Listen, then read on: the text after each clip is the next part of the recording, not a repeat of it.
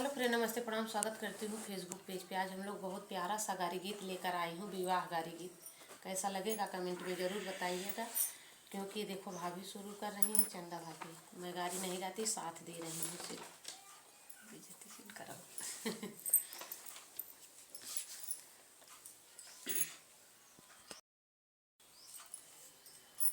दुल्हा काहे रोवेला, अपन बहिन खोजेला। तोहर बहिनी है रानी खरिया नवा में। दुल्हा काहे रोवेला, अपन बहिन खोजेला। तोहर बहिनी है रानी खरिया नवा में। दुल्हा रोवेला बेकार, तोहर बहिनी छिनार।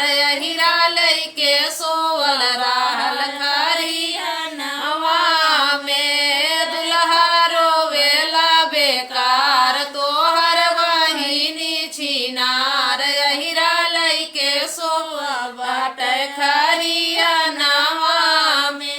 समधी काहे रोवेला, अपन बहिन खोजेला। तोहर बहिनी है रानी खरिया नवा में। समधी रोवेला बेकार, तोहर बुआ छिनार। कोहरा लइके सुतल बाटे खरिया नवा में। समधी रोवेला बेकार, तोहर बुआ छिनार। हीरा लइके सोवल रहल खरिया नवा में। अगुआ काहे रोवेला, अपन बहिन खोजेला। तोहर बहिनी है रानी खरिया नवा में। अगुआ रोवेला बेकार, तोहर बहिनी छिनार। कहरा लइके सोवल